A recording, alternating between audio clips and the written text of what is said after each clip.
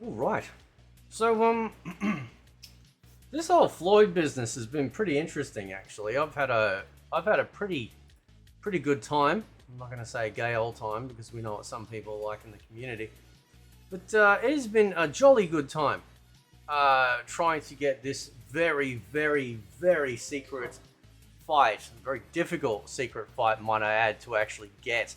And what's really interesting is that like the whole community came together, right? But there are a few notable people.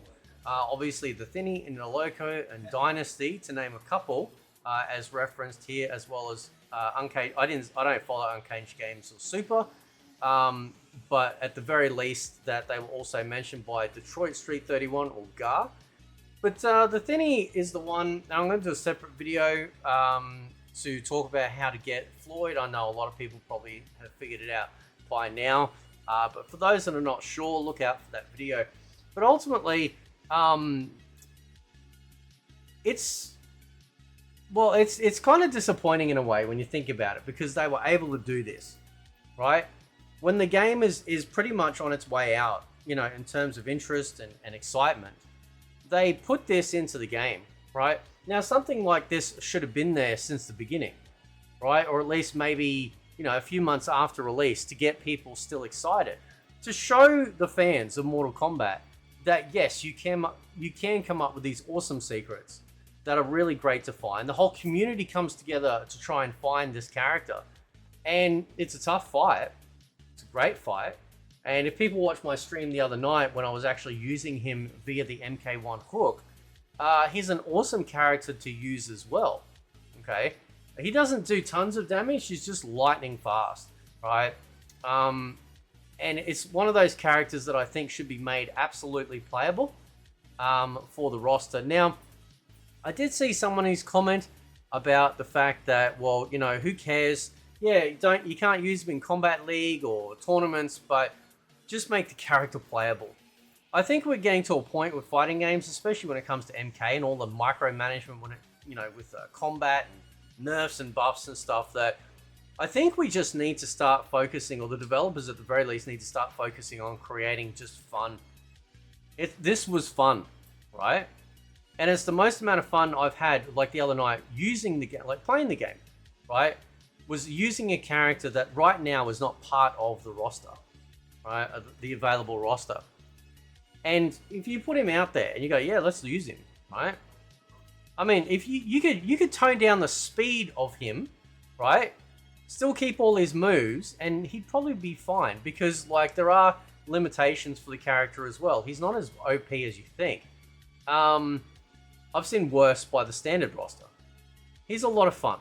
He's a great lot of fun, and I just really hope that NetherRealm actually make him playable, because he is also a brand new ninja for Mortal Kombat. It's the first ninja we've had since Chameleon that is like, you know, brand new for the roster. But also, as far as I'm concerned, the best NRS character that they have made, right? I wasn't a big fan of any of the new characters in MK10.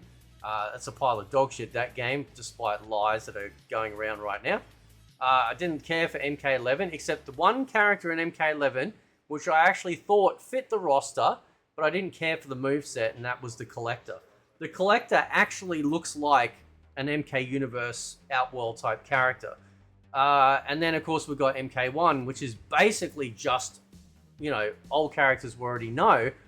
But then we get Floyd, right? Like, we've had Rain, right? Which is, you know, sort of a play on the purple Rain. And then, you know, we've got Pink Floyd. I think it was about 15 years ago. I saw something being shared about Floyd or a Pink Ninja. So it's been quite a long time coming, right? And of course, there were people out there that goes, you don't understand the reference, because they did my video about him being the first gay ninja. And when I saw all the still images, not so much him, but the rainbows and stuff, I'm like, man, don't go down this road. Just put out a kick-ass character. I don't care if he's salmon, right? Just make him a kick-ass character, right? And he is a kick-ass character, right? So let's read some of the comments. We are all Floyd, okay? Now that lots of people have finally found Mr. Pink himself, And the sheet, also that, for those that don't know, Reservoir Dogs, and the sheet being complete and 100% tested, I would like to thank the entire community for banding together, to testing out different things and reporting their findings, the collab of all time. This is Mortal Kombat, right? This is like as if we just got the original MK right now, and everyone was trying to figure out how to fight Reptile, right? Except this was like that, but on steroids. This is what we need more of. We need just this fun factor, okay? We need Mortal Kombat to just have this awesome, you know, possibly broken stuff, if they make him playable. And yeah, you know. Silvari says, maybe the real Floyd was the friends we made along the way. I didn't make any friends. Right. Thank you, CEO of Floyd. Without you, I wouldn't have been able to finish this earlier. That's correct. I actually used the Thinny sheet, his little database of all the things that we had to do. And I couldn't have done it without that, right? Absolute godsend. I love the super active community and the search for Floyd. One of the best moments of MK1, and I hope this will be repeated in the future. It's probably one of the few good moments of MK1 for me personally, but it's the most fun I've had. You know, because like I enjoyed the story a bit and the stages are nice, but ultimately this character ignited something in MK fans. It showed that they can actually do it, right? You and Interloco are the GOATs. MK community wouldn't be the same without you too.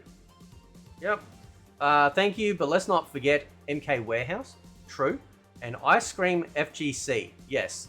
They are the four horsemen, if you will.